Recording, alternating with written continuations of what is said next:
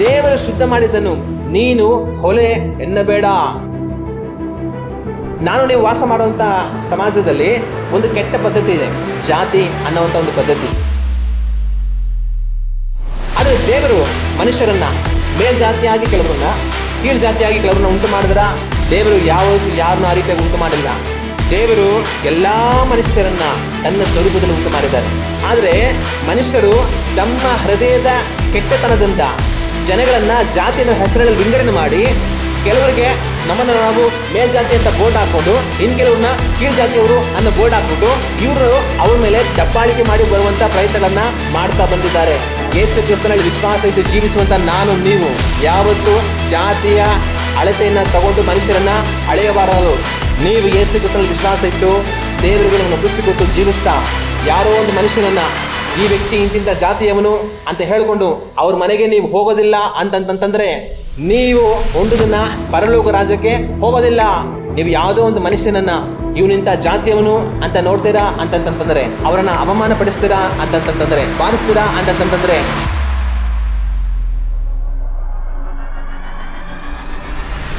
ನೀವು ಎಂಥ ಜಾತಿಯವರು ಅಂತ ನಾನು ಹೇಳ್ತೀನಿ, ಬರೆದಿಟ್ಕೊಳ್ಳಿ. ನೀವು ನರಕಕ್ಕೆ ಹೋಗುವಂತ ಜಾತಿಯವರು. ಜಾತಿ ಆಧಾರದಲ್ಲಿ ಒಂದು ಮನುಷ್ಯನನ್ನ ಒಂದು ವೇಳೆ ನೀವು ಅಳೆಯುವಂತರಾಗಿದ್ರೆ ನಿಮ್ಮ ಮೇಲೆ ದೇವರ ಕೋಪವನ್ನು ಕುಡಿಸಿಟ್ಟುಕೊಳ್ತಾ ಇದ್ದೀರಾ ಅನ್ನೋದನ್ನ ಮರೆಯಬೇಡಿ. ಸಕಲ ಮನುಷ್ಯರ ದೇವರ ಸೃಷ್ಟಿ, ಎಲ್ಲ ಮನುಷ್ಯರ ದೇವರ ಸ್ವರೂಪ. ನಾನು ಅವನಿಗೂ ವ್ಯತ್ಯಾಸವಿಲ್ಲ. ನಮ್ಮೆಲ್ಲರನ್ನು ಕರ್ತನೇ ಉಂಟು ಮಾಡಿರುವನು. ಯೇಸು ಕ್ರಿಸ್ತನ ರಕ್ತದಿಂದಲೇ ನಾವೆಲ್ಲರೂ ವಿಮೋಚನೆಗೊಂಡಿರಬೇಕು.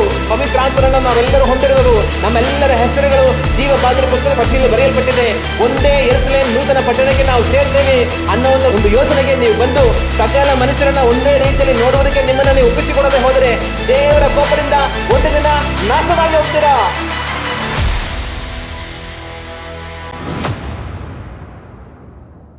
ಅಪೊಸ್ತಲರ ಕೃತ್ಯಗಳು 10ನೇ ಅಧ್ಯಾಯ ವಾಕ್ಯಗಳು 9ರಿಂದ 11ರವರೆಗೆ ನಾವು ಓದಿ ನೋಡೋಣ. ಮರುದಿನ ಅವರು ಪ್ರಯಾಣ ಮಾಡಿ ಆ ಊರಿನ ಹತ್ತಿರಕ್ಕೆ ಬರುತ್ತಿರುವಾಗ ಪೇತ್ರನು ಸುಮಾರು ಮಧ್ಯಾಹ್ನದಲ್ಲಿ ಪ್ರಾರ್ಥನೆ ಮಾಡುವುದಕ್ಕಾಗಿ ಮಾಳಿಗೆಯನ್ನು ಹತ್ತಿದನು. ಅವನು ಬಹಳ ಹಸಿದು ಊಟ ಮಾಡಬೇಕೆಂದಿದ್ದನು. ಊಟಕ್ಕೆ ಸಿದ್ಧವಾಗುತ್ತಿರುವಷ್ಟರಲ್ಲಿ ಅವನು ಧ್ಯಾನ ಪರವಶನಾಗಿ ಆಕಾಶವು ತೆರೆದಿರುವುದನ್ನು, 4 ಮೂಲೆಗಳನ್ನು ಹಿಡಿದಿದ್ದ ದೊಡ್ಡ ಜೋಗಿಳಿಯಂತಿರುವ ಏನೋ ಒಂದು ವಸ್ತುವು ಭೂಮಿ ಮೇಲೆ ಇಳಿಯುವುದನ್ನು ಕಂಡನು. ಇಲ್ಲೇನಾಗುತ್ತೆ, ಪೇತ್ರ ಒಂದು ಸ್ಥಳದಲ್ಲಿ ಅವರು ಇರ್ತಾರೆ.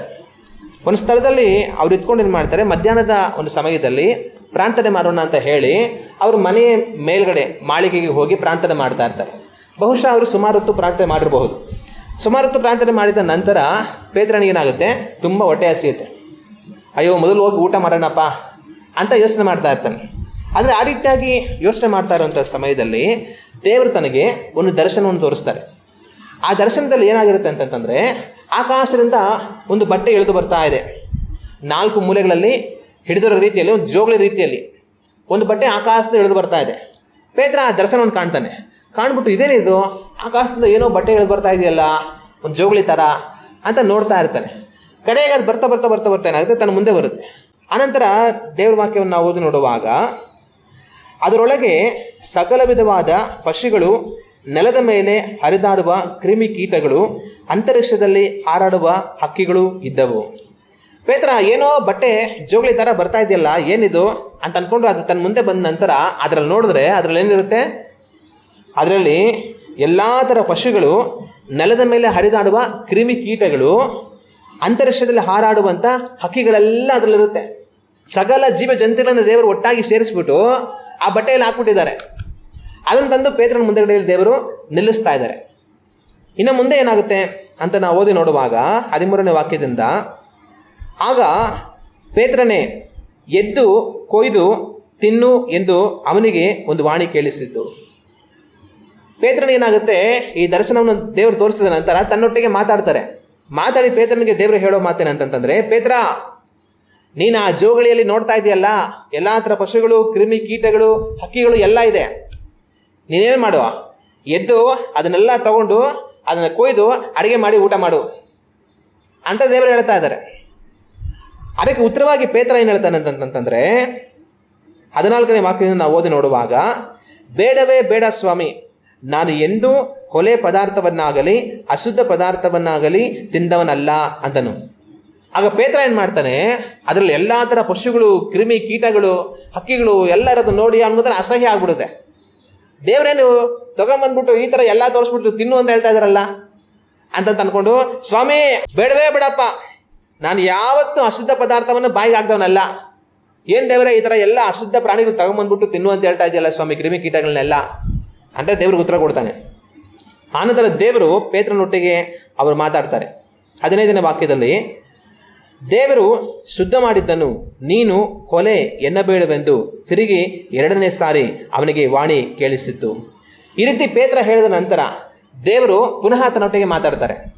ದೇವರು ಪುನಃ ತನ್ನೊಟ್ಟಿಗೆ ಮಾತಾಡಿ, ದೇವರು ಶುದ್ಧ ಮಾಡಿದ್ದನ್ನು ನೀನು ಹೊಲೆ ಎನ್ನಬೇಡ ಅಂತ ದೇವರು ತನಗೆ ಹೇಳ್ತಾರೆ. ಇಷ್ಟಾಗಿ ಏನಾಗುತ್ತೆ, ಮುಕ್ತಾಯ ಆಗ್ಬಿಡುತ್ತೆ.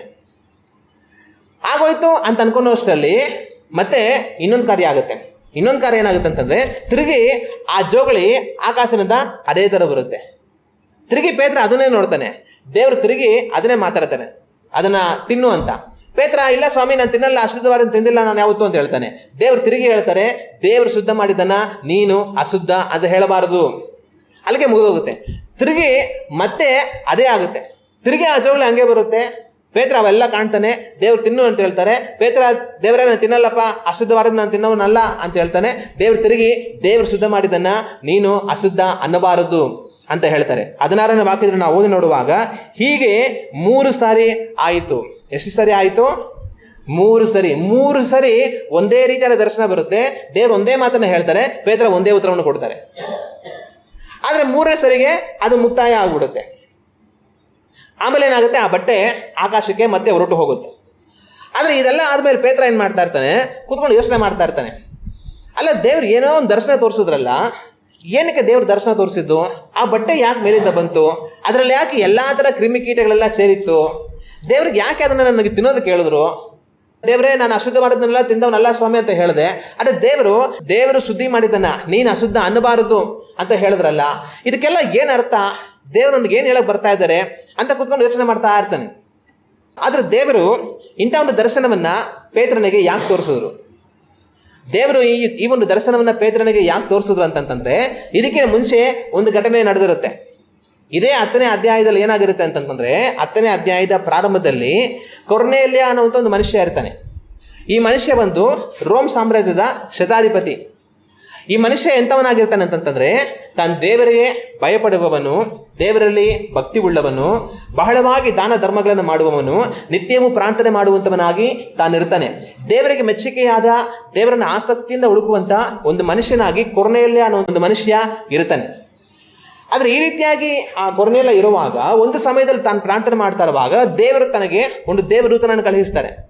ಒಂದು ದೇವದೂತ ತನ್ನ ಹತ್ರ ಬಂದು ತನಗೆ ಪ್ರತ್ಯಕ್ಷವಾಗಿ ತನ್ನೊಡನೆ ಮಾತಾಡ್ಬಿಟ್ಟು, ಇಂಥ ಒಂದು ಸ್ಥಳದಲ್ಲಿ ಪೇತ್ರ ಅನ್ನುವಂಥ ಒಂದು ಮನುಷ್ಯ ಇದ್ದಾನೆ, ನೀನೇನು ಮಾಡು, ಆ ಮನುಷ್ಯನ ಹತ್ರಕ್ಕೆ ನಿನ್ನ ಜನಗಳನ್ನು ಕಳುಹಿಸಿ ಅವನನ್ನು ನಿನ್ನ ಮನೆಗೆ ಕಳಿಸು ಅಂತ ದೇವದೂತ ಹೇಳ್ತಾನೆ.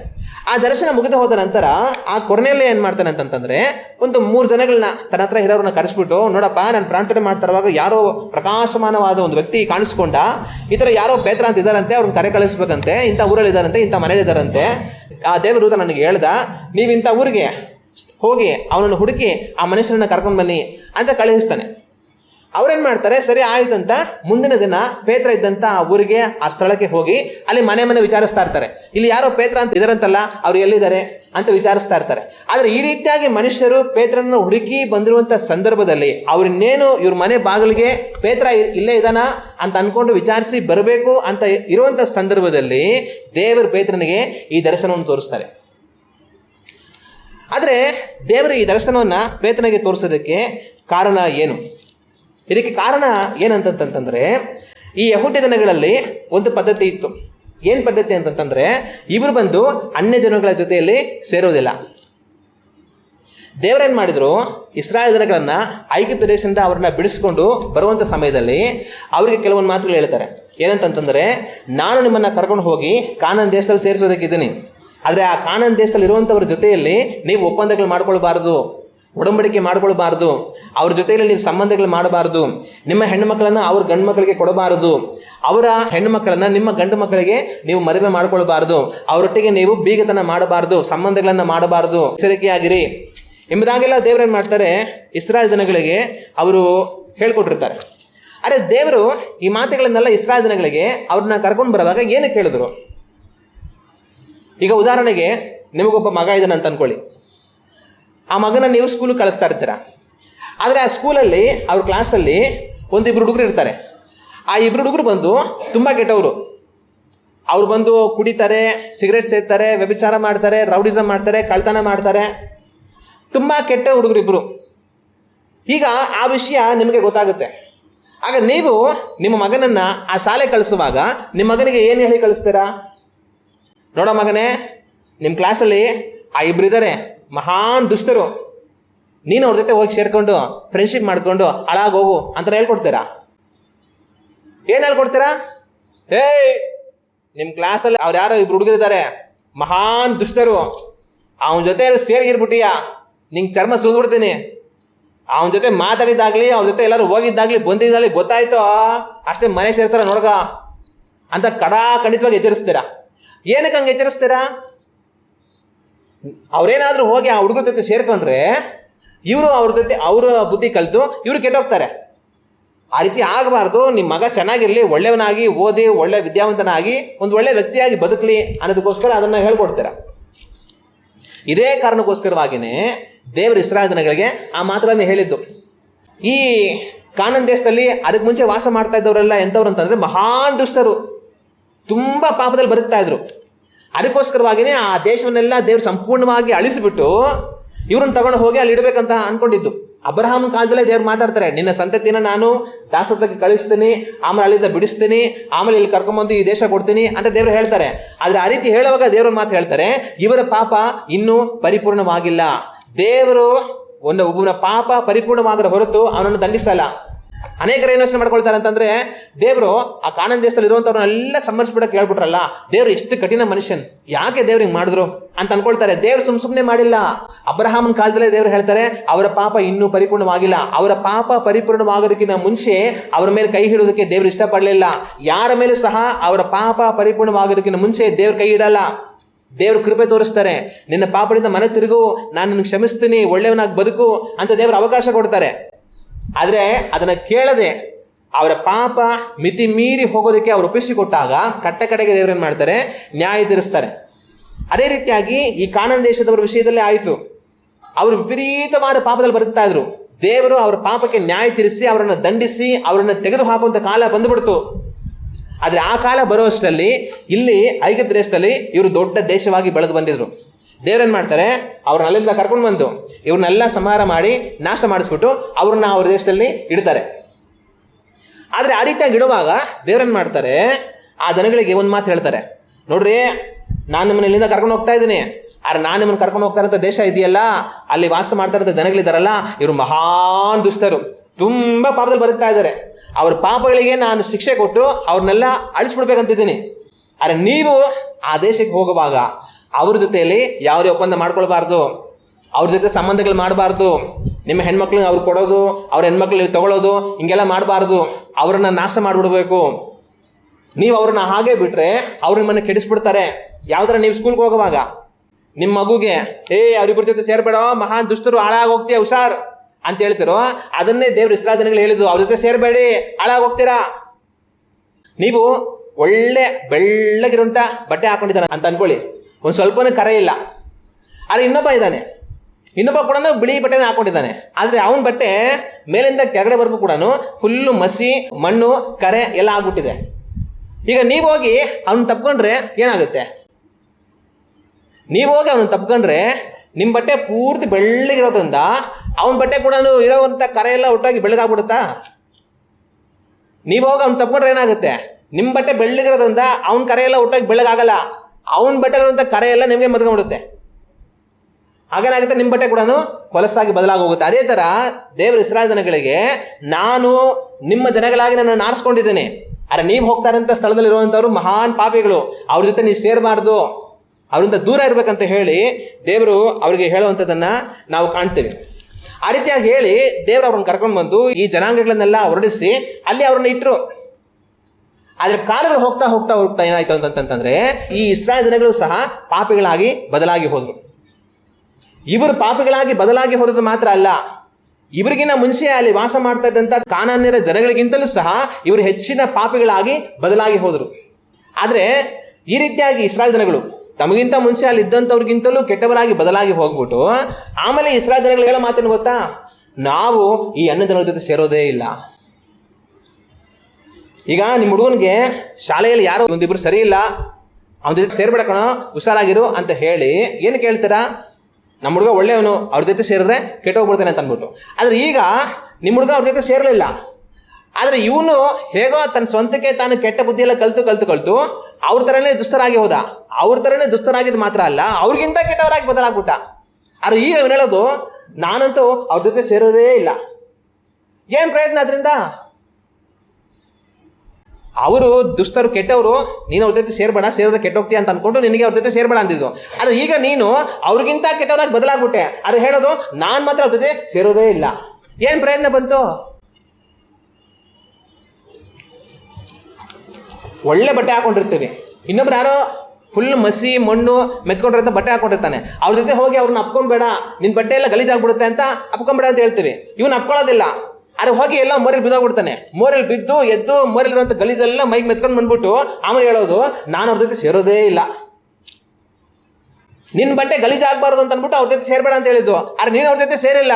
ಆದರೆ ಅವ್ರಿಗಿಂತ ಗಲೀಜಾಗೋ ಥರ ಹೋಗಿ ಮೋರಲ್ಲಿ ಬಿದ್ದು ಉಳ್ಳಾಡಿ ಎಲ್ಲ ಎದ್ದು ಬಂದ್ಬಿಟ್ಟು ನಾನು ಅವ್ರ ಜೊತೆ ಸೇರೋದೇ ಇಲ್ಲ ಅಂತ ಹೇಳ್ತಾ ಇದೆಯಾ? ಏನು ಪ್ರಯೋಜನ? ಇದೇ ಕೆಲಸವನ್ನ ಇಸ್ರಾಯೇಲ್ ಜನಗಳು ಮಾಡಿದ್ರು. ದೇವರು ಅವ್ರ ಜೊತೆ ಸೇರ್ಬೇಡ ಅಂತ ಹೇಳಿದ ಕಾರಣ ಏನಂತಂದ್ರೆ, ಅವ್ರ ಪಾಪವನ್ನು ಕಲಿತು ನೀವು ಕೆಟ್ಟೋಗ್ತೀರಾ ಅಂತ ಅಂದ್ಬಿಟ್ಟು. ಆದರೆ ಇವ್ರೇನು ಮಾಡಿದ್ರು? ಅವ್ರ ಜೊತೆ ಸೇರಿಲ್ಲ, ಆದರೆ ಅವ್ರ ಥರನೇ ಇವ್ರು ಪಾಪಿಗಳಾಗ್ಬಿಟ್ರು. ಅವ್ರ ಥರ ಪಾಪಿಗಳಾಗಿದ್ದು ಮಾತ್ರವಲ್ಲ, ಅವ್ರಿಗಿಂತ ಜಾಸ್ತಿ ಪಾಪಿಗಳಾಗ್ಬಿಟ್ರು. ಆದರೆ ಆಮೇಲೆ ಇವ್ರು ಹೇಳೋದೇನು? ನಾವು ಅನ್ಯಜನರ ಜೊತೆ ಸೇರೋದೇ ಇಲ್ಲ. ಏನು ಪ್ರಯತ್ನ ನಿಮ್ಮಿಂದ? ಆದರೆ ಇವರು ಅಷ್ಟಕ್ಕೆ ಮಾತ್ರ ನಿಲ್ಲಿಸಿಲ್ಲ. ನಾವು ಅವ್ರ ಜೊತೆ ಸೇರೋದಿಲ್ಲ, ಅವ್ರ ಜೊತೆ ಸಂಬಂಧ ಮಾಡೋದಿಲ್ಲ, ಅವ್ರ ಜೊತೆ ಒಪ್ಪಂದ ಮಾಡ್ಕೊಳ್ಳೋದಿಲ್ಲ, ಅಷ್ಟಕ್ಕೆ ಮಾತ್ರ ನಿಲ್ಲಿಸಿಲ್ಲ. ಇನ್ನೂ ಮಿತಿ ಮೀರಿ ದೇವರವರಿಗೆ ಹೇಳದಿರುವಂಥ ಕಾರ್ಯಗಳನ್ನು ಸಹ ಇವರು ಅಳವಡಿಸ್ಕೊಂಡ್ರು. ಏನು ಅಳವಡಿಸ್ಕೊಂಡ್ರು? ದೇವರು ಹೇಳಿದ್ದು ಅವ್ರ ಜೊತೆ ಸಂಬಂಧಗಳು ಮಾಡಬೇಡಿ, ಒಪ್ಪಂದಗಳು ಮಾಡಬೇಡಿ ಅಂತ ತಂದ್ಬಿಟ್ಟು. ಆದರೆ ಇವ್ರೇನು ಮಾಡಿದ್ರು ಗೊತ್ತಾ? ಕಾಲಗಳು ಹೋಗ್ತಾ ಹೋಗ್ತಾ ನಾನು ಅವ್ರ ಮನೆಗೂ ಹೋಗಲ್ಲ, ಅವ್ರ ಮನೇಲಿ ಊಟನೂ ಮಾಡಲ್ಲ, ಅವ್ರ ಮನೇಲಿ ನೀರು ಕುಡಿಯಲ್ಲ, ಅವ್ರ ಜೊತೆ ಕೂತ್ಕೊಳ್ಳೋದಿಲ್ಲ ಅನ್ನೋವಂಥ ಒಂದು ಪದ್ಧತಿಗೆ ಬಂದ್ಬಿಟ್ರು. ನಾವು ದೇವರ ವಾಕ್ಯದ ನೋಡುವಾಗ ನಮ್ಮ ಕರ್ತನಾದ ಯೇಸು ಕ್ರಿಸ್ತರು ಸೇವೆ ಮಾಡ್ತಾ ಇರ್ತಾರೆ. ಅವ್ರು ಸೇವೆ ಮಾಡುವಾಗ ಒಂದು ಕಡೆಯಿಂದ ಇನ್ನೊಂದು ಕಡೆಗೆ ನಡ್ಕೊಂಡು ಹೋಗಿ ಅವ್ರಿಗೆ ಆಯಾಸ ಆಗಿರುತ್ತೆ. ಶಿಷ್ಯಂದ್ರನ್ನ ಹೋಗ್ರಪ್ಪ ಊಟ ತಗೊಂಬಂದು ಹೋಗಿ ಹೊಟ್ಟೆ ಹಸಿತಾಯ್ತೆ ಅಂತ ಕಳಿಸ್ಬಿಟ್ಟು ಇವರು ಒಂದು ಜೊತೆ ಕೂತ್ಕೊಂಡಿರ್ತಾರೆ. ಅಲ್ಲೊಂದು ಬಾವಿ ಇರುತ್ತೆ, ಅಲ್ಲಿ ಒಂದು ಸಮಾರ್ಯ ಸ್ತ್ರೀ ನೀರನ್ನು ಸೇರೋದಕ್ಕೆ ಅಂತ ಬರ್ತಾಳೆ. ಯೇಸು ಕ್ರಿಸ್ತನಿಗೆ ತುಂಬ ದಾಹ ಆಗಿರುತ್ತೆ. ಅವ್ರೇನು ಮಾಡ್ತಾರೆ? ಅಮ್ಮ ಒಂದು ಸ್ವಲ್ಪ ನೀರು ಕೊಡಮ್ಮ ಇಲ್ಲಿ ಅಂತ ಕೇಳ್ತಾರೆ. ಆದರೆ ಆಗ ಆ ಸ್ತ್ರೀಗೆ ತುಂಬ ಆಶ್ಚರ್ಯ ಆಗುತ್ತೆ, ಆ ಸಮಾರ್ಯ ಸ್ತ್ರೀಗೆ. ಯಾಕಂದರೆ ಯೇಸು ಕ್ರಿಸ್ತನ ನೋಡಿದಾಗ ಆತನ ಯಹೂದ್ಯ ಅನ್ನೋದು ತನಗೆ ಗೊತ್ತಾಗುತ್ತೆ. ಆದರೆ ತಾನು ಒಬ್ಬ ಯಹೂದ್ಯನಾಗಿದ್ದುಕೊಂಡು ತನ್ನ ಹತ್ರ ನೀರು ಕೇಳ್ತಾ ಇದ್ದಾರೆ, ಅಮ್ಮ ನೀರು ಕೊಡಮ್ಮ ಕುಡಿಯೋಕೆ ಅಂತ ಅಂದ್ಬಿಟ್ಟು. ಆಗ ತಾನು ಅದೇ ಪ್ರಶ್ನೆ ಮಾಡ್ತಾಳೆ ಆತನಿಗೆ, ಸ್ವಾಮಿ ನೀನು ಯಹೂದ್ಯನಾಗಿದ್ದು ಸಮಾರ್ಯಲಾಗಿರುವಂಥ ನನ್ನ ಹತ್ರ ನೀರು ಕೇಳ್ತಾ ಇದ್ದಾರೆ, ಇದು ಹೆಂಗೆ ಅಂತ ಪ್ರಶ್ನೆ ಮಾಡ್ತಾಳೆ. ಆ ಅಮ್ಮ ಆ ಥರ ಪ್ರಶ್ನೆ ಮಾಡಿದ್ದಕ್ಕೆ ಕಾರಣ ಏನು? ಕಾರಣ ಏನಂತಂತಂದರೆ, ಈ ಯಹೂದ್ಯ ಜನಗಳೆಲ್ಲ ಒಂದು ಕಾನೂನು ಮಾಡ್ಕೊಂಡ್ಬಿಟ್ಟಿದ್ರು. ಏನು? ಅನ್ಯ ಜನಗಳ ಹತ್ರ ನಾವು ನೀರು ಕೂಡ ಈಸ್ಕೊಂಡು ಕುಡಿಯೋದಿಲ್ಲ, ಅವ್ರು ಅಶುದ್ಧರು, ಅವ್ರು ಹೊಲೆಯರು, ಅವ್ರ ಹತ್ರ ನೀರು ಕೂಡ ಕುಡಿಬಾರ್ದು ಅಂತ ಕಾನೂನು ಮಾಡ್ಕೊಂಡ್ಬಿಟ್ಟಿದ್ರು. ಈಗ ಯೇಸು ಕ್ರಿಸ್ತನು ಒಬ್ಬ ಯಹೂದ್ಯನಾಗಿ ಅಮ್ಮ ಸ್ವಲ್ಪ ನೀರು ಕೊಡಮ್ಮ ಇಲ್ಲಿ ಅಂತ ಕೇಳ್ತಾ ಇದ್ದಾರೆ. ಈಗ ಆಶ್ಚರ್ಯ, ನೀನೊಬ್ಬ ಯಹೂದ್ಯ, ನಾನು ಸಮಾರ್ಯ, ನೀವು ನಮ್ಮ ಹತ್ರ ನೀರಿಸ್ಕೊಂಡು ಕುಡಿಯಲ್ಲ, ಆದರೆ ನೀನೇನು ನನ್ನ ನೀರು ಕೇಳ್ತಾ ಇದೆಯಾ ಅಂತ ಆಗ ಆಶ್ಚರ್ಯ. ಅಂತಿಯೋಕ್ಯ ಅನ್ನೋ ಒಂದು ಊರಿರುತ್ತೆ. ಆ ಅಂತಿಯೋಕ್ಯ ಅನ್ನೋ ಊರಲ್ಲಿ ದೊಡ್ಡ ಸಭೆ ಇರುತ್ತೆ.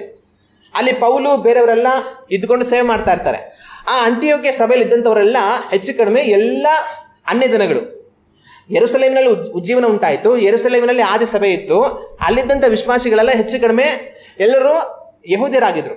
ಆದರೆ ಅಂತಿಯೋಕ್ಯದಲ್ಲಿ ಇದ್ದಂಥ ವಿಶ್ವಾಸಿಗಳೆಲ್ಲರೂ ಸಹ ಹೆಚ್ಚು ಕಡಿಮೆ ಅವರೆಲ್ಲ ಯಹೂದ್ಯರಲ್ಲದಿರುವಂಥ ಬೇರೆ ಜನಗಳಾಗಿದ್ದರು.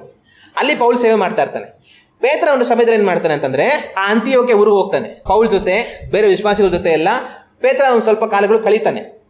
ಆದರೆ ಒಂದು ದಿವಸ ಏನಾಗುತ್ತೆ ಅಂತಂತಂದರೆ, ಈ ಯೆರೂಸಲೇಮಿನಿಂದ ಕೆಲ ಯಹೂದ್ಯ ವಿಶ್ವಾಸಿಗಳು ಅಂತಿಯೋಕ್ಯಕ್ಕೆ ಬರ್ತಾರೆ. ಆದರೆ ಯಾವಾಗ ಈ ಯೆರೂಸಲೇಮಿನಿಂದ ಅಂತಿಯೋಕ್ಯಕ್ಕೆ ಕೆಲವೊಂದು ಯಹೂದ ವಿಶ್ವಾಸಿಗಳು ಬರ್ತಾರೋ, ಆಗ ಪೇತ್ರ ತನ್ನ ಜೊತೆ ಇದ್ದಂಥ ಕೆಲವರೆಲ್ಲ ಏನು ಮಾಡ್ತಾರೆ ಅಂತಂತಂದರೆ, ಅಲ್ಲಿ ಅಂತಿಯೋಕ್ಯ ವಿಶ್ವಾಸಿಗಳು ಇರ್ತಾರಲ್ಲ, ಅನ್ಯ ಜನಗಳಿಂದ ರಕ್ಷಣೆ ಹೊಂದಿ ಬಂದಿರುವಂಥವ್ರು, ಅವ್ರ ಜೊತೆ ಕೂತ್ಕೊಂಡು ಊಟ ಮಾಡೋದ್ರಿಂದ ದೂರ ಆಗ್ಬಿಡ್ತಾರೆ. ಯೆರೂಸಲೇಮಿನಿಂದ ಇವ್ರು ಬರೋಕ್ಕೆ ಮುಂಚೆ ಪೇತ್ರ ಮಿಗ್ದವರೆಲ್ಲ ಸೇರಿ ಏನು ಮಾಡ್ತಾ ಇರ್ತಾರೆ? ಅಂತಿಯೋಕ್ಯದಲ್ಲಿರುವಂಥ ಗ್ರೀಕರೊಟ್ಟಿಗೆ, ಅನ್ಯ ಜನಗಳೊಟ್ಟಿಗೆ ಊಟ ಮಾಡ್ತಾ ಇರ್ತಾರೆ ಬೆರೆತು. ಆದರೆ ಯೆರೂಸಲೇಮಿಂದ ಕೆಲವರು ಬಂದರು ಅಂದಾಗ ಪೇತ್ರ ಏನು ಮಾಡಿಬಿಡ್ತಾನೆ, ಅವ್ರ ಜೊತೆ ಊಟ ಮಾಡೋದನ್ನ ಬಿಟ್ಬಿಡ್ತಾನೆ, ಸಪ್ರೇಟಾಗಿ ಊಟ ಮಾಡ್ತಾ ಇರ್ತಾನೆ. ಇದನ್ನು ಕಂಡು ಪೌಲು ಪೇತ್ರನನ್ನು ಖಂಡಿಸ್ತಾನೆ. ಆಗ ಪೇತ್ರ ಆ ರೀತಿಯಾಗಿ ಅನ್ಯ ಜನಗಳೊಟ್ಟಿಗೆ ಊಟ ಮಾಡೋದಕ್ಕಿಂತ ದೂರ ಆಗಿದ್ದಕ್ಕೆ ಕಾರಣ ಏನು? ಅದಕ್ಕೆ ಕಾರಣ ಏನಂತಂತಂದರೆ, ಈ ಇಸ್ರಾಯೇಲ್ ಜನಗಳು ಬೇರೆ ಜನಗಳೊಟ್ಟಿಗೆ ಊಟ ಮಾಡ್ತಾ ಇರಲಿಲ್ಲ, ಅನ್ಯ ಜನಗಳ ಜೊತೆಯಲ್ಲಿ ಊಟ ಮಾಡ್ತಾ ಇರಲಿಲ್ಲ. ಆದರೆ ಪೇತ್ರ ಏನು ಮಾಡ್ದ ಅಂತಂತಂದರೆ, ಯೆರೂಸಲೇಮಿನಿಂದ ಕೆಲವರು ಬರೋಕ್ಕೆ ಮುಂಚೆ ಎಲ್ಲ ಜೊತೆ ಊಟ ಮಾಡ್ತಾ ಇದ್ದ. ಅದೇ ಅವ್ರು ಬಂದಾಗ ಇನ್ನು ಅವ್ರು ನೋಡಿ ಏನಂತಾರೋ, ಏನಪ್ಪ ಪೇತ್ರ ನೀನು ಇಂಥವ್ರ ಜೊತೆಲ್ಲ ಕೂತ್ಕೊಂಡು ಊಟ ಮಾಡ್ತಾ ಇದೆಯಲ್ಲ ಅಂತ ಅಂದ್ಬಿಡ್ತಾರೆ ಅಂತ ಅಂದ್ಬಿಟ್ಟು ಪೇತ್ರ ದೂರ ಆಗ್ಬಿಡ್ತಾನೆ. ಇದನ್ನು ನೋಡಿ ಪೌಲ್ ತಮ್ಮನ್ನ ಖಂಡಿಸ್ತಾನೆ. ಇದು ಮಾತ್ರ ಅಲ್ದಿರ, ಈ ಮಹಾಯಾಜಕರುಗಳು, ಫರಿಸಾಯರುಗಳು ಇವರೆಲ್ಲ ನಮ್ಮ ರಕ್ಷಕನಾದ ಯೇಸು ಕ್ರಿಸ್ತನನ್ನು ಪಿಲಾತನ ಹತ್ರ ಕರ್ಕೊಂಡು ಹೋಗ್ತಾರೆ, ನ್ಯಾಯ ವಿಚಾರಣೆ ಮಾಡಿ ಮರಣ ಶಿಕ್ಷೆ ಕೊಡಿಸ್ಬೇಕಂತ ಅಂದ್ಬಿಟ್ಟು. ಆದರೆ ಪಿಲಾತನ ಅರಮನೆಗೆ ಅವರು ಹೋಗಬೇಕಾಗಿರುವಂಥ ಸಮಯದಲ್ಲಿ ಅವ್ರೇನು ಮಾಡ್ತಾರೆ, ಅರಮನೆ ಬಾಗಿಲವರೆಗೂ ಹೋಗ್ತಾರೆ, ಅರಮನೆ ಒಳಗಡೆಯಲ್ಲಿ ಹೋಗೋದಿಲ್ಲ. ಏನಕ್ಕೆ ಅವರು ಅರಮನೆ ಒಳಗಡೆ ಹೋಗೋದಿಲ್ಲ? ಪಿಲಾತನೇ ಆಚೆ ಬರ್ತಾನೆ, ಏನರಪ್ಪ ನಿಮ್ದು ತೊಂದರೆ ಅಂತ ಅಂದ್ಕೊಂಡು. ಯಾಕೆ ಅವ್ರು ಒಳಗಡೆ ಹೋಗೋದಿಲ್ಲ ಅಂತಂತಂದರೆ, ಇವರ ಪ್ರಕಾರ ಅರಮನೆ ಒಳಗಡೆ ಹೋದರೆ, ಅಂದರೆ ಅನ್ಯರ ಮನೆ ಒಳಗಡೆ ಹೋದರೆ ಇವರು ಅಶುದ್ಧರಾಗ್ಬಿಡ್ತಾರೆ, ಆಮೇಲೆ ಪಸ್ಕ ಊಟ ಮಾಡೋಕ್ಕಾಗಲ್ಲ. ಅದರಿಂದ ನಾವು ಒಳಗಡೆ ಹೋಗಲ್ಲ, ಪಿಲಾತ ನೀನೇ ಆಚೆ ಬಾ. ಆಗ ಈ ಇಸ್ರಾಯೇಲ್ ಜನಗಳು ಯಾವ ಥರ ಕಾನೂನು ಮಾಡ್ಕೊಂಡಿದ್ರು ಅಂತಂತಂದರೆ, ಅನ್ಯ ಜನಗಳ ಮನೆ ಒಳಗಡೆ ಸಹ ಕಾಲಿಡಲ್ಲ. ನಾವು ಅನ್ಯ ಜನಗಳ ಮನೆ ಒಳಗಡೆ ಕಾಲಿಟ್ರೆ ನಾವು ಅಶುದ್ಧರಾಗ್ಬಿಡ್ತೀವಿ. ಆದರೆ ದೇವರು ಇದನ್ನೆಲ್ಲ ಹೇಳ್ಕೊಟ್ಟಿಲ್ಲ. ದೇವರು ಹೇಳಿದ್ದೇನೆ ಅಂತಂದರೆ, ಅವ್ರ ಜೊತೆ ಸಂಬಂಧ ಮಾಡಬೇಡಿ, ಒಪ್ಪಂದಗಳು ಮಾಡ್ಕೊಡ್ಬೇಡಿ ಅಂತ. ಅಂದರೆ ದೇವ್ರು ಅದನ್ನ ಹೇಳ್ಕೊಟ್ಟಿದ್ದ ಉದ್ದೇಶ, ಅವರಿಂದ ನೀವು ಕಲಿತು ಕೆಟ್ಟವರಾಗ್ತೀರಾ ಅಂತ ಅಂದ್ಬಿಟ್ಟು. ಆದರೆ ಇವರು ಅವ್ರಿಗಿಂತ ಕೆಟ್ಟವರಾಗ್ಬಿಟ್ಟು ಆಮೇಲೆ ನಾನು ಅವ್ರ ಮನೆಗೂ ಹೋಗಲ್ಲ, ಅವ್ರ ಜೊತೆ ನೀರು ಕುಡಿಯಲ್ಲ, ಅವ್ರ ಜೊತೆ ಊಟನೂ ಮಾಡಲ್ಲ, ಅವ್ರಿರೋ ಸ್ಥಳದಲ್ಲಿ ನಾನು ಕುತ್ಕೊಳ್ಳಲ್ಲ, ನಾನು ಪರಿಶುದ್ಧನು ಅನ್ನೋ ಥರ ಭಾವನೆ ಇವ್ರದ್ದು.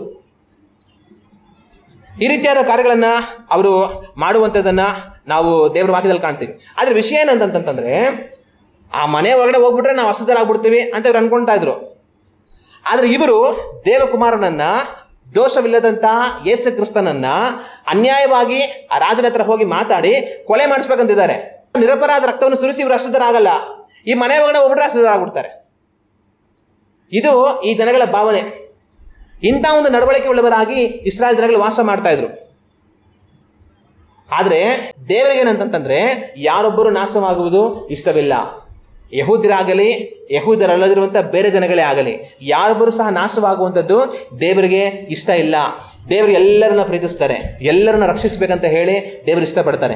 ಅದಕ್ಕಾಗಿ ದೇವರೇ ತಾನೇ ಮನುಷ್ಯನಾಗಿ ಯೇಸುವಿನ ಹೆಸರಿನಲ್ಲಿ ಲೋಕಕ್ಕೆ ಬಂದು ಯಹೂದ್ಯರಾಗಲಿ ಅನ್ಯ ಜನಗಳಾಗಲಿ ಎಲ್ಲ ಜನಗಳಿಗಾಗಿ ತನ್ನ ರಕ್ತವನ್ನು ಸುರಿಸಿ ಜೀವವನ್ನು ಕೊಟ್ಟು ಶಿಲುಬೆಯಲ್ಲಿ ಬಲಿಯಾಗಿ ಮತ್ತೆ 3ನೇ ದಿನದಲ್ಲಿ ಮರಣವನ್ನು ಜಯಿಸಿ ಎದ್ದು ಬಂದು ಪರಲೋಕಕ್ಕೆ ಏರಿ ಹೋಗಿ ದೇವರ ಬಲಗಡೆಯಲ್ಲಿ ಆಸೀನನಾಗಿದ್ದಾರೆ.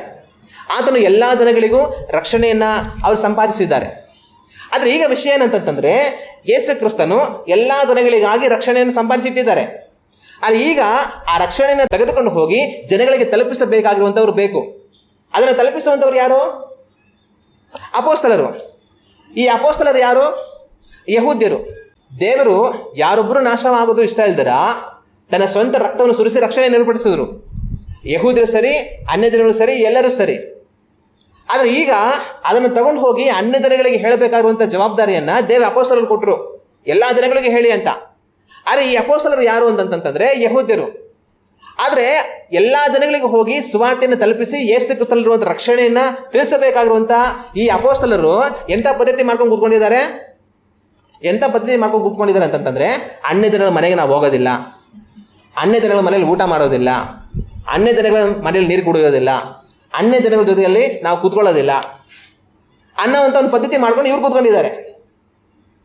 ಯೇಸು ಕ್ರಿಸ್ತನು ಹೇಳಿದ ಮಾತೇನು? ಅವರನ್ನು ಸೇವೆ ಕಳಿಸುವಾಗ ನೀವು ಯಾರ ಮನೆಗೆ ಹೋಗ್ತೀರೋ ಅವ್ರ ಮನೇಲಿ ಇರಿ, ಅವ್ರು ಏನು ಊಟ ಕೊಡ್ತಾರೋ ಊಟ ಮಾಡಿ, ಅವ್ರು ಏನು ಕೊಡ್ತಾರೋ ಕುಡಿಯೋದಕ್ಕೆ ಅದನ್ನು ಕುಡೀರಿ, ಆ ಮನೆಗೆ ಒಳ್ಳೇದಾಗಲಿ ಅಂತ ಹೇಳಿ. ಇದನ್ನು ಹೋಗಿ ಯಹೂದ್ಯರಿಗೂ ಸಕಲ ಜನಗಳಿಗೂ ಹೇಳಬೇಕಾಗಿರೋದು ಯಾರು? ಅಪೊಸ್ತಲರು. ಯಹೂದ್ಯರ ಮನೆಗಾದರೂ ಸರಿ, ಅನ್ಯ ಜನಗಳ ಮನೆಗಾದರೂ ಸರಿ ಹೊರಟು ಹೋಗಿ ಈ ಮನೆಗೆ ಶುಭವಾಗಲಿ ಅಂತ ಹೇಳಿ ಅವರಿಗೆ ಸುವಾರ್ತೆಯನ್ನು ತಿಳಿಯಪಡಿಸಿ ಅವ್ರಿಗೋಸ್ಕರ ಪ್ರಾರ್ಥನೆ ಮಾಡಿ ಅವ್ರು ಕೊಡೋದನ್ನು ಸಂತೋಷವಾಗಿ ತಿಂದು ಅವ್ರು ಕೊಡೋದನ್ನು ಸಂತೋಷವಾಗಿ ಕುಡಿದು ಅವ್ರ ಜೊತೆಲಿದ್ದು ಸೇವೆ ಮಾಡಿ ದೇವರಾಜ್ಯವನ್ನು ಕಟ್ಟಬೇಕಾಗಿರೋದು ಈ ಯಹೂದ್ಯರು.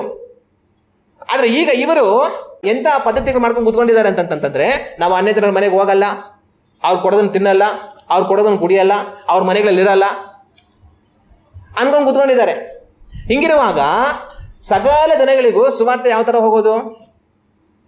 ಯೇಸು ಕ್ರಿಸ್ತನ ಅವ್ರು ಹೇಳಿದ ಮಾತು, ಸಕಲ ದೇಶಗಳಿಗೆ ಹೊರಟು ಹೋಗಿ ಸುವಾರ್ತೆ ಸಾರಿ ಎಲ್ಲಾ ಜನಗಳನ್ನು ನನ್ನ ಶಿಷ್ಯರಾಗಿ ಮಾಡಿರಿ ಅಂತ. ಆದ್ರೆ ಇವ್ರೇನ್ ಮಾಡ್ತಾ ಇದಾರೆ ಅಂತಂತಂದ್ರೆ, ಬರೀ ಯಹೂದ್ಯರಿಗೆ ಮಾತ್ರ ಸುವಾರ್ತೆ ಸಾರ್ಬಿಟ್ಟು ಯಹೂದ್ಯರನ್ನು ಮಾತ್ರ ಶಿಷ್ಯರಾಗಿ ಮಾಡ್ಬಿಟ್ಟು ಯೆರೂಸಲೇಮಿನಲ್ಲೇ ಸುಮ್ಮನೆ ಕೂತ್ಕೊಂಡಿದ್ದಾರೆ. ಅನ್ಯ ಜನರ ಬಳಿಗೆ ಹೋಗೇ ಇಲ್ಲ. ಆದ್ರೆ ಇಂಥ ಪರಿಸ್ಥಿತಿ ಇರುವಾಗ್ಲೇನೆ ದೇವ್ರ ಮಧ್ಯಕ್ಕೆ ಬರ್ತಾರೆ. ಇವರಿಗೆ ಹೊರಟು ಹೋಗಿ ಎಲ್ಲಾ ಜನರು ಸುವಾರ್ತೆ ಸಾರಾಯ ಅಂತಂತಂದ್ರೆ ಇವ್ರು ಯಾರ ಹತ್ರಕ್ಕೂ ಹೋಗ್ತೀರಾ, ಬರೀ ಯಹೂದ್ಯರಿಗೆ ಮಾತ್ರ ಹೇಳ್ಬಿಟ್ಟು ಇಲ್ಲೇ ಕುತ್ಕೊಂಡು ನಾನು ನನ್ನ ಜನರ ಮನೆಗೆ ಹೋಗಲ್ಲ, ಅವ್ರ ಮೇಲೆ ಊಟ ಮಾಡಲ್ಲ, ಕುಡಿಯಲ್ಲ ಅನ್ಕೊಂಡು ಕೂತ್ಕೊಂಡಿದ್ದಾರೆ. ದೇವರು ಸುಮಾರು ಕಾಲ ನೋಡಿದ್ರು. ಕೊನೆಗೆ ಏನ್ ಮಾಡಿದ್ರು ಅಂದ್ರೆ ದೇವರೇ ಕೆಲಸ ಶುರು ಮಾಡಿದ್ರು. ಏನ್ ಮಾಡಿದ್ರು, ಆಗ ಕೊರ್ನೇಲನಿಗೆ ದೂತನನ್ನು ಕಳಿಸಿ ಪೇತ್ರನ ಕರ್ಕೊಂಬ ಅಂತ ಹೇಳಿ ಕಳಿಸ್ತಾರೆ. ಅವ್ರು ಹುಡುಕಿ ಪೇತ್ರನ ಹತ್ರ ಬರೋಷ್ಟರಲ್ಲಿ ದೇವರನ್ನು ಮಾಡ್ತಾರೆ, ಪೇತ್ರನ ಕಾರ್ಯ ತೋರಿಸ್ತಾರೆ. ಇಂಥ ಸಂದರ್ಭದಲ್ಲೇ ದೇವರ ಆ ದರ್ಶನವನ್ನ ಪೇತ್ರನಿಗೆ ತೋರಿಸೋದು. ಆ ದರ್ಶನದಲ್ಲಿ ಏನು ಬರುತ್ತೆ, ಜೋಗಳಿ ಬರುತ್ತೆ, ಅದ್ರಲ್ಲಿ ಸಕಲ ರೀತಿಯ ಪಶು ಕ್ರಿಮಿ ಕೀಟ ಪಕ್ಷಿಗಳೆಲ್ಲ ಇರುತ್ತೆ. ದೇವ್ರು ತಿನ್ನು ಅಂತ ಹೇಳ್ತಾರೆ. ಪೇತ್ರ ತಿನ್ನಲ್ಲ ಸ್ವಾಮಿ, ನಾನು ಅಶುದ್ಧವಾದದನ್ನೆಲ್ಲ ಯಾವುದು ತಿಂದವನಲ್ಲ ಅಂತಾನೆ ದೇವ್ರೇನು ಹೇಳ್ತಾರೆ, ದೇವರು ಶುದ್ಧ ಮಾಡಿದನ ನೀನು ಅಶುದ್ಧ ಅನ್ನಬಾರದು ಅಂತ ಹೇಳ್ತಾರೆ. ಈ ಥರ 3 ಸರಿ ಆಗುತ್ತೆ. ದೇವರು ಏನಕ್ಕೆ ಇದನ್ನ ಮಾಡಿದ್ರು ಅಂತಂತಂತಂದ್ರೆ, ಈ ಯಹೂದಿ ಜನಗಳು ಅನ್ಯ ಜನಗಳ ಜೊತೆಲಿ ನಾವು ಸೇರೋದಿಲ್ಲ, ಅವ್ರ ಮನೆಗೆ ಹೋಗೋದಿಲ್ಲ, ತಿನ್ನೋದಿಲ್ಲ, ಕುಡಿಯೋದಿಲ್ಲ, ಅವ್ರ ಜೊತೆ ಕುತ್ಕೊಳ್ಳೋದಿಲ್ಲ ಅನ್ನೋವಂಥ ಒಂದು ತಪ್ಪಾದ ನಡವಳಿಕೆಯನ್ನ ಅನುಸರಿಸಿ ಬರ್ತಾ ಇದ್ದಾರೆ. ಈ ತಪ್ಪಾದ ನಡವಳಿಕೆಯನ್ನ ಮುರಿಬೇಕು. ಅದನ್ನು ಮುರಿದು ಇವರನ್ನ ಅನ್ಯ ಜನಗಳ ಮನೆ ಒಳಗೆ ಸಹ ಕಳುಹಿಸಿ ಸುವಾರ್ತೆಯನ್ನು ತಿಳಿಯಪಡಿಸಿ ಸಕಲ ಜನಗಳನ್ನ ರಕ್ಷಣೆಗೆ ತರಬೇಕು. ಹಲ್ಲೆಲೂಯಾ. ಆ ಕಾರ್ಯ ಮಾಡೋದಕ್ಕೋಸ್ಕರವಾಗಿಯೇ ದೇವರ ಆ ದರ್ಶನವನ್ನ ಪೇತ್ರನಿಗೆ ತೋರಿಸೋದು. ಆ ದರ್ಶನದಲ್ಲಿ ಏನಾಗುತ್ತೆ ಅಂತಂದ್ರೆ, ಜೋಗಳಿ ಇಳಿದು ಬರುತ್ತೆ, ಅದರಲ್ಲಿ ಸಕಲ ರೀತಿಯ ಕ್ರಿಮಿ ಕೀಟಗಳು ಪಕ್ಷಿಗಳೆಲ್ಲ ಇರುತ್ತೆ. ಪೇತ್ರನಿಗೆ ಎದ್ದು ತಿನ್ನು ಅಂತ ಹೇಳ್ತಾರೆ. ಪೇತ್ರ ಹೇಳೋ ಮಾತೇನು, ಸ್ವಾಮಿ ನಾನು ತಿನ್ನೋದಿಲ್ಲ, ನಾನು ಯಾವತ್ತೂ ಹೊಲಸನ್ನ ಬಾಯಿಗೆ ಹಾಕ್ದವನಲ್ಲ, ಇದೆಲ್ಲ ಅಶುದ್ಧ ಅಂತ ಹೇಳ್ತಾನೆ. ಆ ಗಳಿಗೆವರೆಗೂ ಸಹ ಇಸ್ರಾಯೇಲ್ ಜನಗಳು ಅನ್ಯ ಜನಗಳನ್ನ ಅಶುದ್ಧರು ಅಂತ ಅನ್ಕೊಂಡೇ ಕೂತ್ಕೊಂಡಿದ್ರು. ದೇವರು ಕಾಯ್ತಾ ಇದ್ದಾರೆ, ಇವ್ರು ಎದ್ದು ಕೊಯ್ದು ತಿನ್ಲಿ ಅಂತ, ಅಂದ್ರೆ ಹೋಗಿ ಸುವಾರ್ತೆ ಸಾರಿ ಅನ್ಯ ಜನಗಳನ್ನ ರಕ್ಷಣೆ ತರಲಿ ಅಂತ ಕಾಯ್ತಾ ಇದ್ದಾರೆ. ಇವ್ರು ಅದನ್ನ ಮಾಡ್ತಾ ಇಲ್ಲ. ಇವ್ರು ಏನ್ ಅನ್ಕೊಂಡು ಕೂತ್ಕೊಂಡಿದ್ದಾರೆ, ಇವರೆಲ್ಲ ಅಶುದ್ಧರು ಅಂತ ಅನ್ಕೊಂಡು ಕೂತ್ಕೊಂಡಿದ್ದಾರೆ. ಆದ್ರೆ ಆಗ ದೇವ್ರೇನ್ ಮಾಡ್ತಾರೆ ಅಂತಂದ್ರೆ, ಅದನ್ನ ಎದ್ದು ಕೊಯ್ದು ತಿನ್ನು.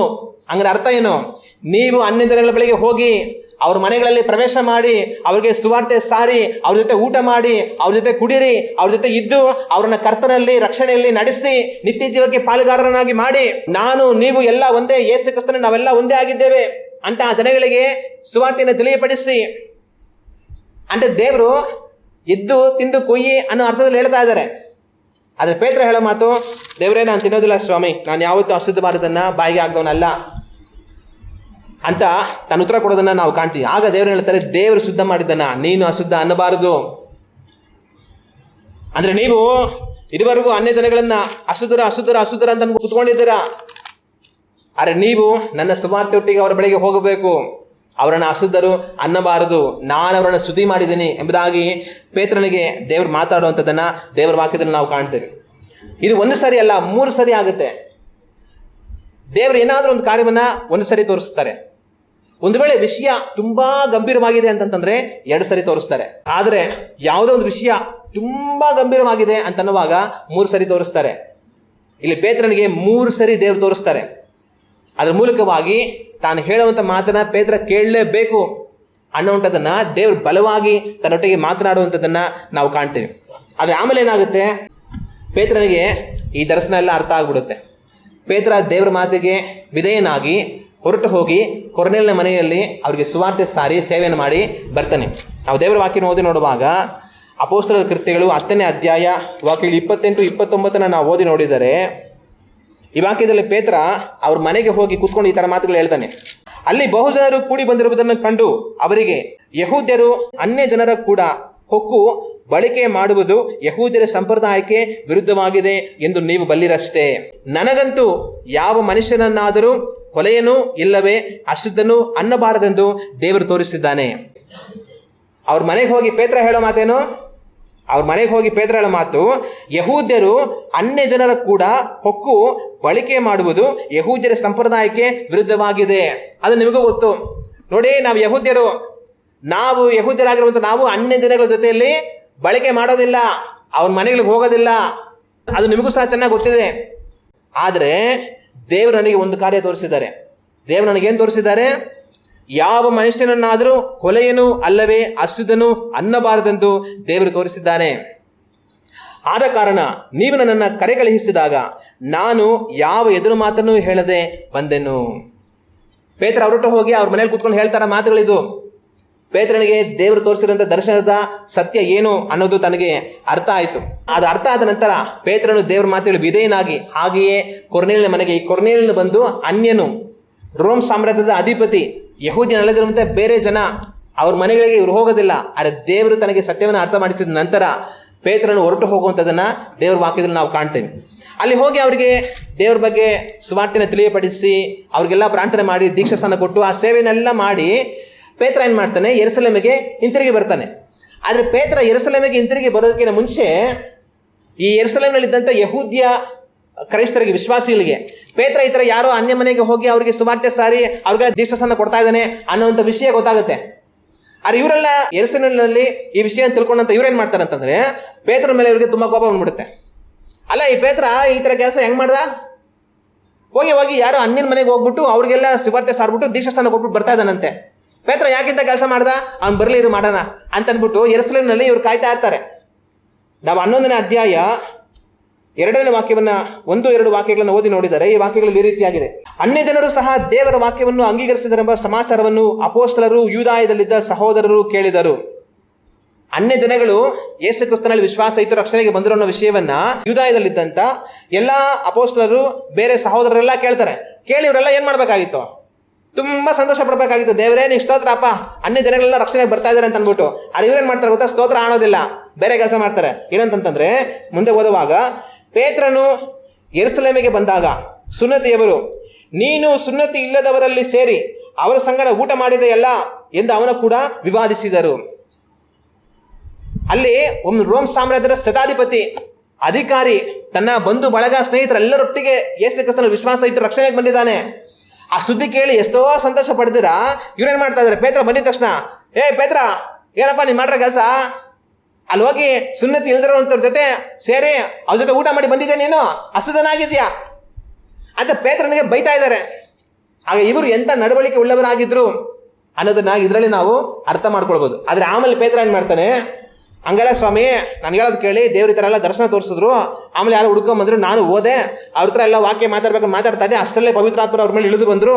ದೇವರೇ ಅವ್ರನ್ನ ತನ್ನ ಆತ್ಮದಿಂದ ಅಭಿಷೇಕ ಮಾಡಿ ತನ್ನ ಜನಗಳಂತ ಸಾಕ್ಷಿ ಕೊಟ್ಟ ಮೇಲೆ ನಾನು ತಡೆಯೋಕ್ಕಾಗುತ್ತೆ ಅದನ್ನು ಅಂತೆಲ್ಲ ಹೇಳಿದ್ಮೇಲೆ ಆಮೇಲೆ ಇವ್ರಿಗೆಲ್ಲ ಬುದ್ಧಿ ಬರುತ್ತೆ.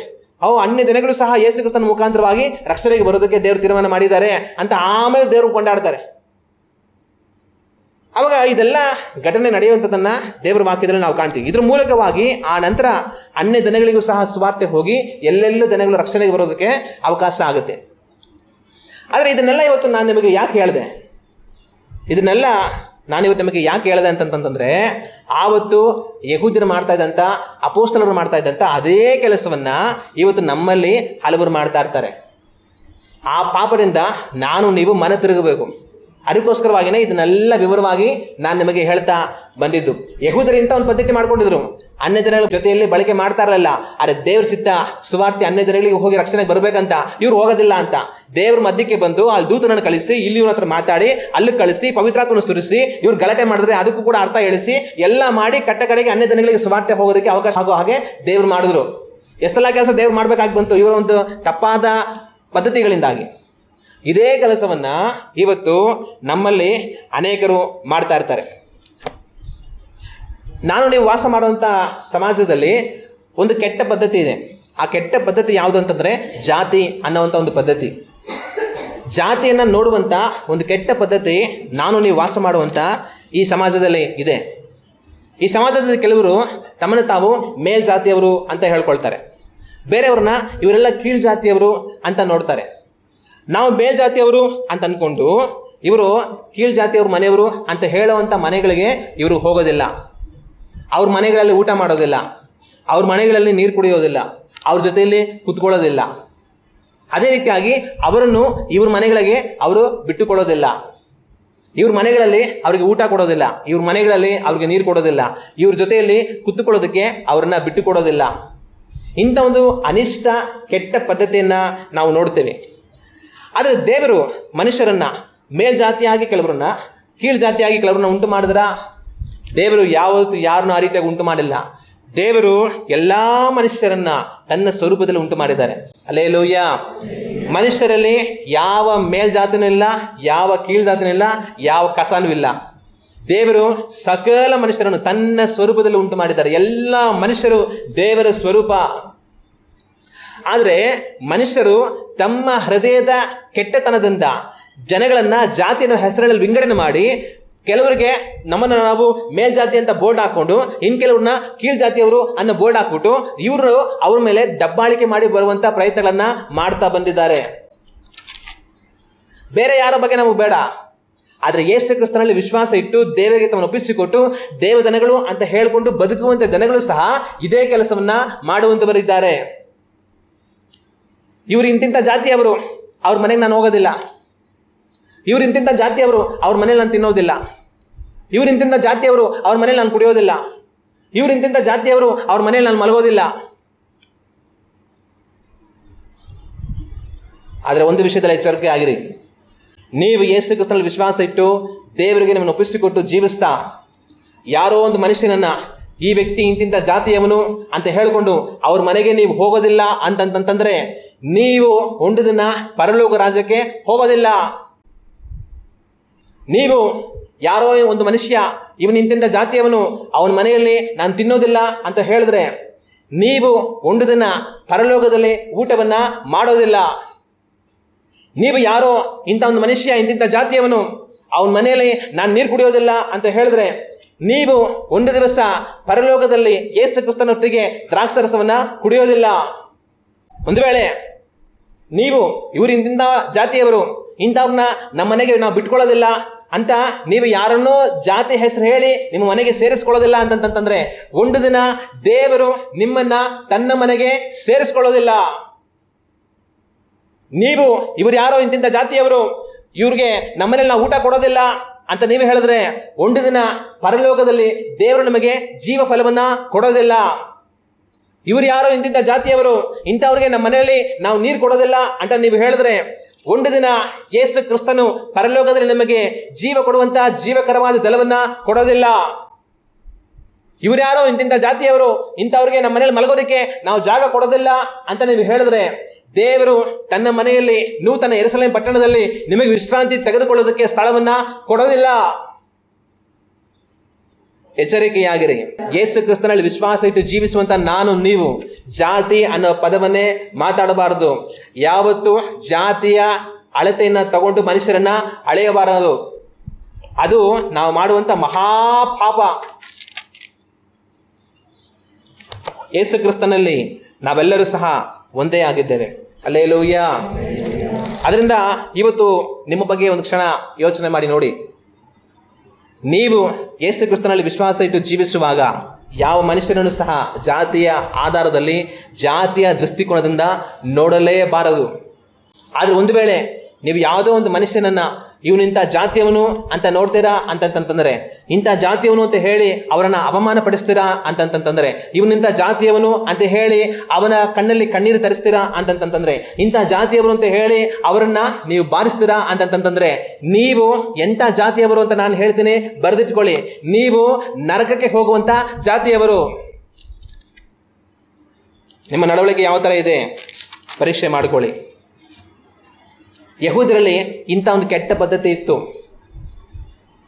ನಾನು ಅಂಥವ್ರ ಮನೆಗೆ ಹೋಗೋದಿಲ್ಲ, ನಾನು ಇಂಥವ್ರ ಮನೇಲಿ ನೀರು ಕುಡಿಯೋದಿಲ್ಲ, ನಾವು ಅಂಥವ್ರ ಮನೇಲಿ ಊಟ ಮಾಡೋದಿಲ್ಲ, ನಾವು ಅಂಥವ್ರ ಮನೇಲಿ ಮಲಗೋದಿಲ್ಲ. ಇಂಥ ನಡವಳಿಕೆ ಅನುಸರಿಸ್ತಾ ಇವರು ಸುವಾರ್ತೆಯನ್ನು ತೆಗೆದುಕೊಂಡು ಅನ್ಯ ಜನರ ಬಳಿಗೆ ಹೋಗಲಿಲ್ಲ. ಆದರೆ ದೇವರೇ ಮಧ್ಯಕ್ಕೆ ಬಂದು ಇವ್ರನ್ನೆಲ್ಲ ಹೆಂಗೆ ತಿದ್ದಬೇಕು ಹಂಗೆ ತಿದ್ದಿ ಅನ್ಯ ಜನರ ಬಳಿಗೆ ಸುವಾರ್ತೆಯನ್ನು ತಗೊಂಡು ಹೋಗಿ ಆ ರಕ್ಷಣೆ ಅಲ್ಲಿಂದ ಹೋಗಿ ಇವತ್ತು ನನ್ನ ಬಳಿಗೆ ನಿಮ್ಮ ಬಳಿಗೆ ಬರೋ ಹಾಗೆ ದೇವರು ಮಾಡಿದ್ದಾರೆ. ಹಲ್ಲೆಲೂಯಾ. ಆಗ ನಾನು ನೀವು ಯಾವತ್ತೂ ಜಾತಿ ಅನ್ನುವಂಥ ಒಂದು ವಿಷಯವನ್ನೇ ಯೋಚನೆ ಮಾಡುವಂಥವುಗಳಾಗಿ ಇರಬಾರದು. ಆದರೆ ಒಂದು ವೇಳೆ ನೀವು ಯಾರನ್ನೋ ನೋಡಿ ಜಾತಿ ಅನ್ನೋವಂಥ ಯೋಚನೆ ಮಾಡಿಕೊಂಡು ಅವರನ್ನು ಕೀಳು ಜನಗಳು ಅಂತ ಅಂದ್ಕೊಳ್ತೀರಾ ಅಂತಂತಂದರೆ ನಾನು ಹೇಳ್ತೀನಿ ಕೇಳಿ, ದೇವರ ದೃಷ್ಟಿಯಲ್ಲಿ ನೀವು ಕೀಳು ಜನಗಳಾಗಿರ್ತೀರಾ. ನೀವು ಯಾರನ್ನೋ ನೋಡಿ ಇಂಥ ಜಾತಿಯವರು ಅವ್ರು ಅಶುದ್ಧರು ಅಂತ ನೀವು ಅಂದ್ಕೊಂಡ್ರೆ ನಾನು ನಿಮಗೆ ಹೇಳ್ತೀನಿ ಕೇಳಿ, ನೀವು ದೇವರ ದೃಷ್ಟಿಯಲ್ಲಿ ಅಶುದ್ಧರಾಗಿರ್ತೀರಾ. ನೀವು ಯಾರನ್ನು ನೋಡಿ ಜಾತಿಯನ್ನು ಹೆಸರಿನಲ್ಲಿ ಅವರು ಹೊಲೆಯರು ಅಂತ ಅಂದ್ಕೊಂಡ್ರೆ ಅವರು ಹೊಲೆಯರಲ್ಲ, ನೀವು ದೇವರ ದೃಷ್ಟಿಯಲ್ಲಿ ಹೊಲೆಯರು. ಜಾತಿ ಆಧಾರದಲ್ಲಿ ಒಂದು ಮನುಷ್ಯನನ್ನು ಒಂದು ವೇಳೆ ನೀವು ಅಳೆಯುವಂಥವರಾಗಿದ್ದರೆ ನಿಮ್ಮ ಮೇಲೆ ದೇವರ ಕೋಪವನ್ನು ಕೂಡಿಸಿಟ್ಟುಕೊಳ್ತಾ ಇದ್ದೀರಾ ಅನ್ನೋದನ್ನು ಮರೆಯಬೇಡಿ. ಸಕಲ ಮನುಷ್ಯರ ದೇವರ ಸೃಷ್ಟಿ, ಎಲ್ಲ ಮನುಷ್ಯರ ದೇವರ ಸ್ವರೂಪ. ನಾನು ಅವನಿಗೂ ವ್ಯತ್ಯಾಸವಿಲ್ಲ. ನಮ್ಮೆಲ್ಲರನ್ನು ಕರ್ತನೇ ಉಂಟು ಮಾಡಿರುವನು. ಯೇಸು ಕ್ರಿಸ್ತನ ರಕ್ತದಿಂದಲೇ ನಾವೆಲ್ಲರೂ ವಿಮೋಚನೆಗೊಂಡಿರುವೆವು. ಪವಿತ್ರಾತ್ಮರನ್ನು ನಾವೆಲ್ಲರೂ ಹೊಂದಿರುವೆವು. ನಮ್ಮೆಲ್ಲರ ಹೆಸರುಗಳು ಜೀವ ಬಾಧ್ಯರ ಪುಸ್ತಕದ ಪಟ್ಟಿಯಲ್ಲಿ ಬರೆಯಲ್ಪಟ್ಟಿದೆ. ಒಂದೇ ಯೆರೂಸಲೇಮ್ ನೂತನ ಪಟ್ಟಣಕ್ಕೆ ನಾವು ಸೇರ್ತೇವೆ ಅನ್ನುವಂಥ ಒಂದು ಯೋಚನೆಗೆ ನೀವು ಬಂದು ಸಕಲ ಮನುಷ್ಯರನ್ನ ಒಂದೇ ರೀತಿಯಲ್ಲಿ ನೋಡುವುದಕ್ಕೆ ನಿಮ್ಮನ್ನು ನೀವು ಒಪ್ಪಿಸಿಕೊಡದೆ ಹೋದರೆ ದೇವರ ಕೋಪದಿಂದ ಒಂದು ದಿನ ನಾಶವಾಗಿ ಹೋಗ್ತೀರಾ. ಆದರೆ ನೀವು ಕೊಲೆಯರು, ಕೀಳು, ಅಶುದ್ಧರು ಅನ್ನುವಂಥ ಜನಗಳು ಪರಲೋಕದಲ್ಲಿ ದೇವರೊಟ್ಟಿಗೆ ಇರ್ತಾರೆ. ಆದರೆ ನಿಮ್ಮನ್ನ ನಾನು ಮೇಲ್ಜಾತಿಯವನು, ನಾನು ಪರಿಶುದ್ಧನು, ನಾನು ಇನ್ನೇನೋ ಶ್ರೇಷ್ಠನು ಅಂತ ಅಂದುಕೊಳ್ಳುವಂಥ ನೀವು ಅಗ್ನಿ ನರಕದಲ್ಲಿ ನಾಶವಾಗಿ ಹೋಗ್ತೀರಾ. ನಾನು ನೀವು ಗಮನವಾಗಿ ಇರಬೇಕು. ಯಹೂದ್ಯರಲ್ಲಿ ಇಂಥ ಒಂದು ಕೆಟ್ಟ ಪದ್ಧತಿ ಇತ್ತು. ದೇವರದನ್ನು ತೋರಿಸಿಕೊಟ್ಟು ಅವ್ರನ್ನ ಸರಿ ಮಾಡೋದನ್ನು ನಾವು ಕಾಣ್ತೇವೆ. ನನ್ನಲ್ಲಿ ನಿಮ್ಮಲ್ಲಿ ಒಂದು ವೇಳೆ ಇವತ್ತು ಅಂಥ ಒಂದು ಕೆಟ್ಟ ಪದ್ಧತಿ ಇದ್ದರೆ ಇವತ್ತೇ ನಾವು ಮನೆ ತಿರುಗಬೇಕು. ನಾವು ಯೋಚನೆ ಮಾಡಿ ನೋಡೋಣ. ನಾವೆಲ್ಲ ಅದನ್ನಂತೂ ಕಣ್ಣು ಮುಚ್ಚಿ ದೇವರನ್ನು ನೋಡಿ ಪ್ರಾರ್ಥನೆ ಮಾಡೋಣ. ಒಂದು ಕ್ಷಣ ನಮ್ಮ ಬಗ್ಗೆ ನಾವೇ ಚಿಂತೆ ಮಾಡಿ ನೋಡೋಣ. ಜಾತಿ ಎನ್ನುವ ಹೆಸರಿನಲ್ಲಿ ಈ ಸಮಾಜದಲ್ಲಿ ಬೇರೆಯವರನ್ನು ಶೋಷಣೆ ಮಾಡುವ, ತುಳಿಯುವಂತಹ, ದುಃಖಪಡಿಸುವಂಥ, ಅವಮಾನಪಡಿಸುವಂಥ ಮನುಷ್ಯರನ್ನು ನಾವು ಕಾಣ್ತೀವಿ. ಇಂಥ ಒಂದು ಕೆಟ್ಟ ಪದ್ಧತಿ ಸಮಾಜದಲ್ಲಿ ಇದೆ.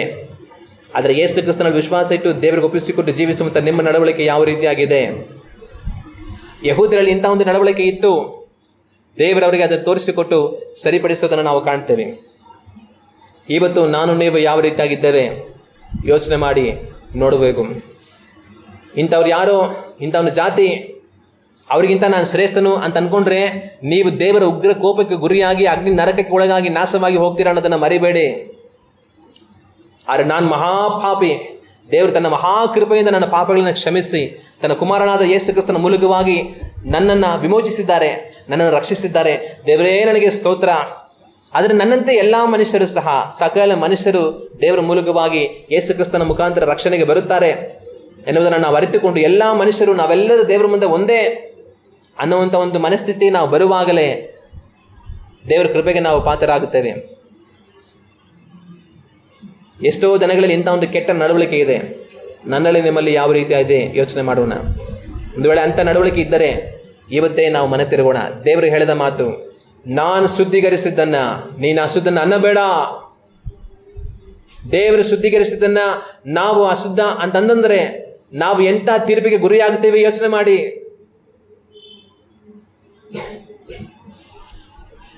ನಾವು ಕಣ್ಣಲ್ಲಿ ಮುಚ್ಚಿ ಪ್ರಾರ್ಥಿಸೋಣ. ನಮ್ಮನ್ನು ಬಹಳವಾಗಿ ಪ್ರೀತಿಸುವ ತಂದೆಯೇ, ನಮಗೆ ನೀವು ಅನುಗ್ರಹಿಸಿರುವಂಥ ಒಂದು ಮಧ್ಯಾಹ್ನದ ಸಮಯಕ್ಕಾಗಿ ಸ್ತೋತ್ರ. ತಂದೆಯೇ, ಯಹೂದ್ಯರು ಅನ್ಯ ಜನಗಳೊಟ್ಟಿಗೆ ಬಳಕೆ ಮಾಡುವುದಿಲ್ಲ, ಅವರ ಮನೆ ಪ್ರವೇಶಿಸುವುದಿಲ್ಲ, ಅವರ ಮನೆಯಲ್ಲಿ ಊಟ ಮಾಡುವುದಿಲ್ಲ, ನೀರನ್ನು ಕುಡಿಯುವುದಿಲ್ಲ, ಅವರ ಮನೆಯಲ್ಲಿ ಉಳಿದುಕೊಳ್ಳುವುದಿಲ್ಲ ಎನ್ನುವಂಥ ಕೆಟ್ಟ ನಡವಳಿಕೆಯನ್ನು ಅನುಸರಿಸಿ ಸುವಾರ್ತೆಯನ್ನು ತಲುಪಿಸದೆ ಕುಳಿತುಕೊಂಡರು. ಆದರೆ ನೀವು ಅವರ ಮಧ್ಯದಲ್ಲಿ ಪ್ರವೇಶಿಸಿ ಅವರ ಕಾರ್ಯಗಳನ್ನು ತಿದ್ದಿ ಸುವಾರ್ತೆಯನ್ನು ತಲುಪಿಸಿದ್ದೀರಿ. ಇವತ್ತು ನಮಗೂ ಸಹ ನೀವು ಹೇಳುವಂಥ ಮಾತು, ನಾನು ಶುದ್ಧಿ ಮಾಡಿದ್ದನ್ನು ನೀನು ಹೊಲೆಯ ಅನ್ನಬೇಡ. ಸ್ವಾಮಿ, ಹುಟ್ಟಿನಿಂದ ಯಾವನು ಶುದ್ಧನಾಗಲಾರನು, ಎಲ್ಲ ಮನುಷ್ಯರು ಪಾಪಿಗಳೇ. ಆದರೆ ಯೇಸು ಕ್ರಿಸ್ತನ ರಕ್ತದ ಮೂಲಕ ನಮ್ಮ ಪಾಪಗಳಿಗೆ ಕ್ಷಮಿಸಲ್ಪಟ್ಟು ನಮಗೆ ಬಿಡುಗಡೆಯಾಗಿ ರಕ್ಷಣೆ ಉಂಟಾಗಿದೆ. ಆ ಸತ್ಯವನ್ನು ನಾವು ಅರಿತು ಎಲ್ಲ ಮನುಷ್ಯರನ್ನು ಒಂದೇ ರೀತಿಯಲ್ಲಿ ನೋಡಿ ನಮ್ಮನ್ನು ನಾವು ತಗ್ಗಿಸಿಕೊಂಡು ನಿಮಗೆ ಒಪ್ಪಿಸಿಕೊಟ್ಟು ತಂದೆ ನಾವು ನಡೆಯುವಂಥವರಾಗಿರಬೇಕು. ಆದರೆ ಜಾತಿಯ ಹೆಸರಲ್ಲಿ ಮನುಷ್ಯರನ್ನು ಅಳೆಯುವವನು, ಅವರನ್ನು ಅವಮಾನಪಡಿಸುವಂಥವನು, ನಿಂದಿಸುವಂಥವನು, ಅವರನ್ನು ಬಾಧೆಪಡಿಸುವಂಥವನು ದೇವರ ಉಗ್ರ ಕೋಪಕ್ಕೆ ಗುರಿಯಾಗಿ ನಾಶವಾಗಿ ಹೋಗುವನು. ಜಾತಿ ಪದ್ಧತಿ ದೇವರ ಸೃಷ್ಟಿ ಅಲ್ಲ, ಮನುಷ್ಯನು ತನ್ನ ಸ್ವಾರ್ಥಕ್ಕಾಗಿ ಮಾಡಿಕೊಂಡಿರುವಂಥ ನೀಚವಾದ ಪದ್ಧತಿ. ಅದನ್ನು ಅನುಸರಿಸುವವನು ಆ ನೀಚನಂತೆ ನಾಶವಾಗುವನು. ಆದರೆ ತಂದೆಯೇ, ನಾವು ಅಂಥ ಕೆಟ್ಟ ಸ್ವಭಾವವನ್ನು ಅನುಸರಿಸ್ತದೆ. ಎಲ್ಲರೂ ದೇವರ ಸೃಷ್ಟಿಯೇ ಆಗಿದ್ದಾರೆ. ಮನುಷ್ಯನಲ್ಲಿ ಕೀಳು ಮೇಲು ಇಲ್ಲ ಎನ್ನುವುದನ್ನು ಅರಿತು ಎಲ್ಲರನ್ನು ಪ್ರೀತಿಸುವ, ಎಲ್ಲರೊಟ್ಟಿಗೆ ಸೇರುವ, ಎಲ್ಲರೊಟ್ಟಿಗೆ ನಡೆಯುವಂಥ ಒಂದು ತಂದೆಯ ಮನಸ್ಸನ್ನು ನಮಗೆ ಅನುಗ್ರಹಿಸಿರಿ ಎಂಬುದಾಗಿ ನಾವು ಪ್ರಾರ್ಥಿಸುತ್ತೇವೆ. ತಂದೆಯೇ, ಒಂದು ವೇಳೆ ಇಂಥ ಒಂದು ನಡವಳಿಕೆ ನಮ್ಮಲ್ಲಿ ಕಂಡು ಬಂದಿದ್ದರೆ ನಮ್ಮನ್ನು ಕ್ಷಮಿಸಿರಿ. ಆದರೆ ಪೇತ್ರನು ಮನೆ ತಿರುಗಿದ, ದೇವರು ತೋರಿಸಿದ ದರ್ಶನಕ್ಕೆ ಅರ್ಥವನ್ನು ಕಂಡುಕೊಂಡು ತಾನು ದೇವರ ಚಿತ್ತದಂತೆ ನಡೆದ. ಅದರಂತೆ ನಾವು ನಡೆಯುವುದಕ್ಕೆ ನಮಗೆ ತಂದೆಯೇ ಸಹಾಯ ಮಾಡಿರಿ. ನಿಮ್ಮ ಕೃಪೆಯ ತಂದೆಯೇ ನಮ್ಮೆಲ್ಲರ ಸಂಗಡ ಇರಲಿ. ತಂದೆಯೇ, ನಿಮ್ಮ ಬಲವುಳ್ಳ ಹಸ್ತದಲ್ಲಿ ನಮ್ಮೆಲ್ಲರನ್ನು ತಗ್ಗಿಸುತ್ತೆ ಒಪ್ಪಿಸಿಕೊಡುತ್ತೇವೆ. ನಮ್ಮ ರಕ್ಷಕನಾದ ಯೇಸು ಕ್ರಿಸ್ತನ ನಾಮದಲ್ಲಿ ಬೇಡುತ್ತಿದ್ದೇವೆ ತಂದೆಯೇ. ಆಮೇನ್, ಆಮೇನ್.